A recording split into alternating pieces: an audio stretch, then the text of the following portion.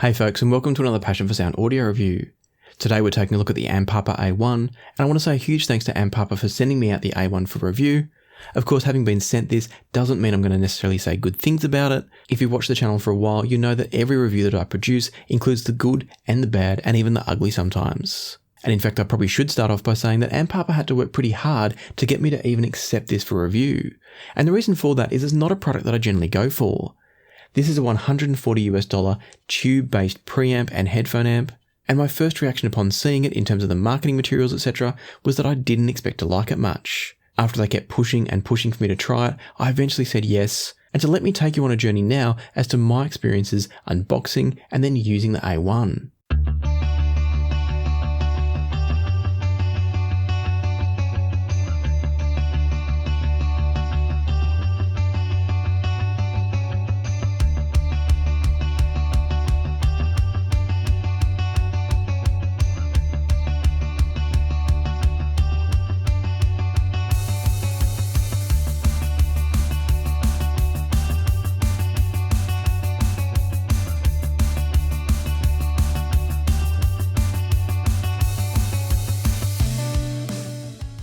As I said in the opening, this is a $140 preamp with tubes that can also act as a headphone amp. I think the easiest way to introduce it is for me to give you a quick tour of the device. And we might actually start on the back panel. On the back we've got a 12 volt DC input. This comes with a wall wart style power supply. We've then got a pair of RCA outputs to go off to your amplifiers. We've got a line input to take a feed from a standard DAC. We've got a phono input to take a feed from a turntable, and that means you're going to have extra gain applied to make up for the lack of gain coming from a turntable. And then finally we've got a ground screw if you need to connect an external ground to prevent things like ground loops. Moving to the top of the device, we've then got a pair of tubes. This uses 5654 tubes, which are the same as have been used in things like the xDuoo MT602 and MT604. They're a nice sounding tube that can work really well in the right circuit. In front of the tubes we've got a treble and a bass control for your tone controls, and these have got a lovely kind of stepped feel as you turn them. They actually feel like a really nice quality pot. While we're talking about the tone controls, these offer a range from 0 to 10. Now I don't know if that's actually 10 dB, but it gives you plenty of range for adjustment. And I was pretty impressed to find that even when I turned this all the way up to 10, the bass wasn't becoming too distorted from the A1. Of course it was overdoing it. By that stage there was way too much bass. But listening at the time with the Mezzo 109 Pros I think I was using, there was no sign of distortion or the amplifier being overwhelmed by the amount of bass. So that is a positive. If you're using it within normal limits, you should have no problems. The final control knob here is your volume output, and that's going to control both the preamp output, but also the headphone output too. And it's probably a good time to talk about what's over here, which is at the bottom here we've got a 3.5mm headphone jack, and through there you're going to get 125 milliwatts into a 32 ohm load. And that might not sound like a huge amount, but most headphones around are going to be driven happily by that. So you're not going to drive HE6s or Susvaras or Dan Clark Audio Stealths or Expanse, but things like the Mezzo 109 Pros, the Beyerdynamic DT900 and 700, even something like the Headphone Ananda, they're all going to run pretty happily on this headphone output here. As we move up above the headphone output, we've got a switch that moves between the green, the orange or the off lighting. And what that means is you've got a pair of LEDs under each of the tubes, and so that's going to make them glow either green or orange or have them off altogether. And then if you do choose to have the orange or the green LEDs active, they're also visible through the perforations along the chassis, and it makes for a really striking looking design. The green light's a bit stronger so it does show through more, but I find myself preferring the orange lights because it does make the tubes look like they're glowing a bit. And the 5654 tubes on their own don't produce very much light. So if you do want to enjoy that sense of having that tube warmth, and I mean the physical warmth, then the orange lights might produce more of that sense for you. But it's your choice. You can have them on, you can have them off, you can have them orange, you can have them green. And just to clarify, I don't mean you can have the tubes on or off. The tubes are always being used in this circuit, but you can have them lit or not lit was my point. And so let's talk now about how the A1 actually sounds. The A1 is what you'd probably expect for a tube preamp, and a budget one at that. And what I mean by that is it's giving you a tubey sound, it's thickening things up a bit, it does rob a little bit of resolution out of your source depending on what the source is. And so if you're going to put this in between a moderate to high-end DAC and amp, you are going to lose some sound quality. So do keep that in mind. If you're happy to make that trade-off for some tubiness, the ability to roll a few tubes through this, and I'll talk about that shortly, then of course you can enjoy this so long as you know what you're getting. But for its $140 price tag, I think it's worth considering this as a fairly entry-level unit, as it's clearly intended to be, and so I think it'd be better off served putting it in a stack with other devices around the $100 to $200 mark, something like the recently reviewed topping E30 and L30 perhaps. I think that's the level where you're not going to be trading off too much resolution and quality in order to get the tubey sound. But to help put that into context, let me compare it with a different tube amp that's also a preamp, and that's the xDuoo MT601. Trying to work out what gear you should buy next? Have a look at the Passion for Sound Recommends link down in the description below. Clicking on the link will take you through to my Patreon page, and specifically a post where you can click on the Airtable image to go through to my recommended products database. Once you're in the database, you can use the filter button up the top to choose which sorts of product types you want to have a look at, maybe headphones, maybe DACs, maybe amps. Choose the one or ones that you want to see from this list, and then you can also sort the list by price if you want to, or other features as well. You'll then see a consolidated list just of the product types you want to have a look at, including things like what the retail price was when I last checked. You've got links to my reviews of each product, and then also links to where you can go and buy them. Feel free to play around with the filters and sorting options as much as you like to find the gear you're looking for, and I hope that this database points you in just the right direction for you. So happy hunting, happy listening, and now let's get back to the review.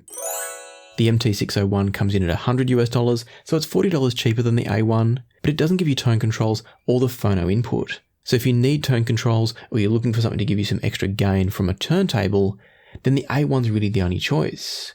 But if you're just looking for a tube-based preamp and or headphone amp, then either of these could work well. Some of you might be wondering why I'm not comparing the A1 to the xDuoo MT602, which uses identical tubes to the A1.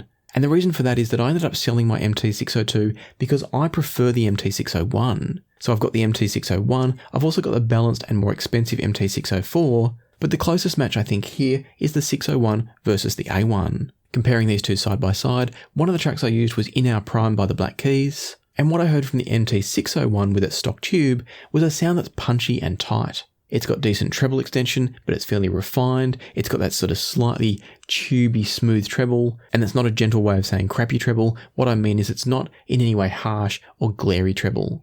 It's got good extension, but it's pretty smooth. The MT601 brings the vocal in this track fairly close, but the quality of the vocal is good. Moving over to the A1, and what I noticed from that was that the soundstage got a bit smaller, but I was hearing a really nice quality through the mid-range. In comparison to the 601, the sound from the A1 is a bit richer, a bit fuller, a bit smoother, and it makes, and this is only comparatively, it makes the MT601 come across a bit drier. The MT601 is by no means a dry sounding amp. I don't think I've ever really heard a tube amp that sounds particularly dry.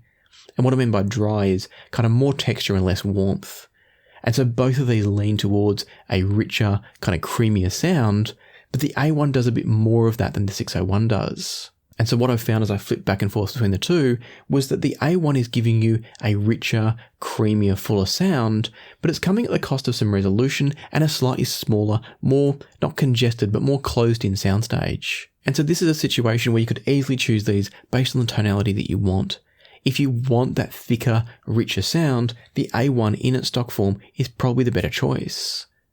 But if you feel like you want a bit more resolution, a bit more space in the soundstage, but you still want a touch of tubiness, then the MT601 in its stock form once again is providing the slightly better sound. Having said that, you can also tube roll both of these. And so I did have a brief play with some tube rolling in the A1. I've got some Voscods here. What those did was make it even thicker and warmer still. And then I've got some other tubes that I bought for the 602s and the 604s. I don't remember what model they are. They're a Russian equivalent of the 5654s. And when I put those in, I was able to extract a bit more sense of resolution out of the A1. What I was doing here though was comparing the different tube options in the A1 to the stock tube option in the MT601. And so ultimately, everything I've just described in terms of being able to improve the sound in different directions with the A1, you can also do that with the 601 and with a single tube.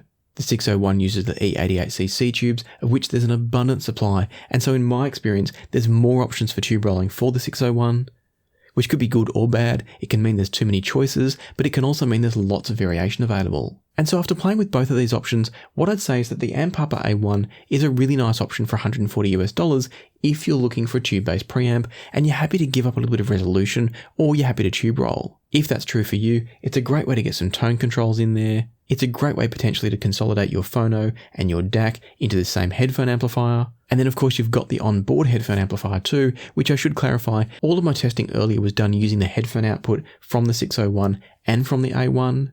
And the reason for that is because when I tested the preamp output, what I heard from the preamp output into an external amp was exactly the same as what I heard from the headphone amp.